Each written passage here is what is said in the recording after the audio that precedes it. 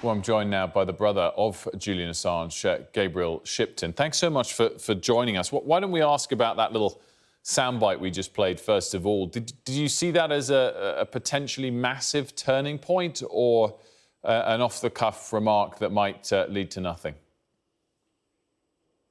Well, we sort of have to look back at what happened earlier in the week. The same journalist asked the question in the briefing room, so it was on the radar of the White House. He phrased it a little bit differently in this situation, but he did ask the question twice. Joe Biden said, "Oh, I didn't quite hear you," and requested the question again, and that's when he answered, "We're considering it." So I think it was definitely on the radar, and there was definitely, a purposeful request to hear that question again. So I think it's significant that the president is coming out with this, particularly at this time.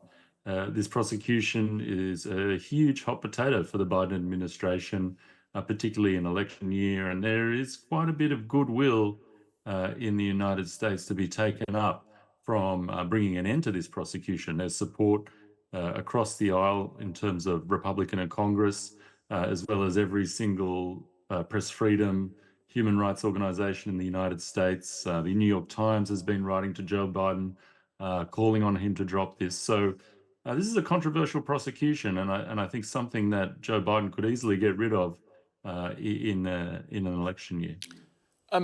Of course, this has been triggered by a request from the Australian government.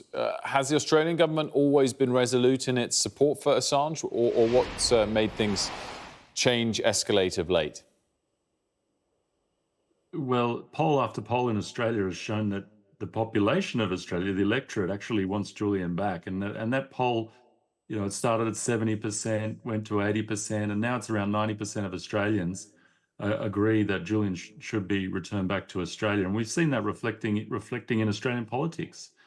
So the Labor government that's in power now under Prime Minister Anthony Albanese, actually before the last election, came to the election with this policy that enough is enough and that Julian should be let free. Some of the other things he said is that he doesn't see what purpose is served by keeping Julian in prison.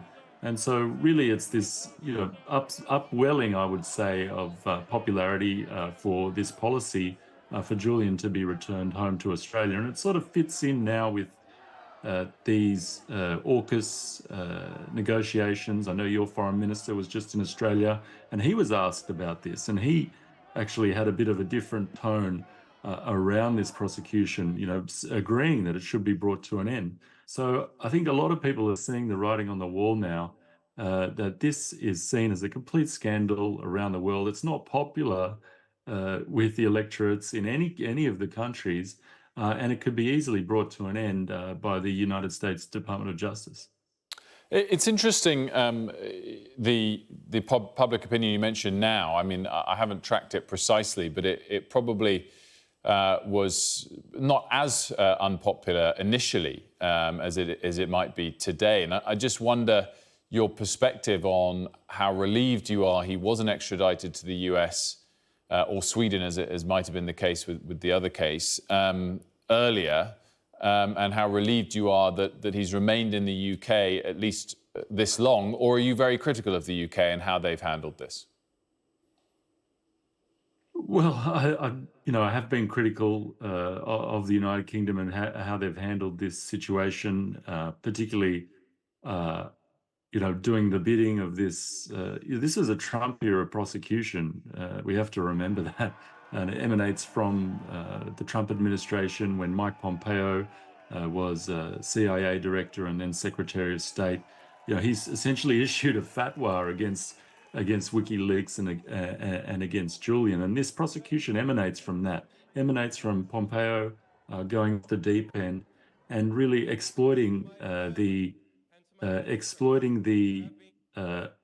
extradition agreement between the two countries to keep Julian in prison.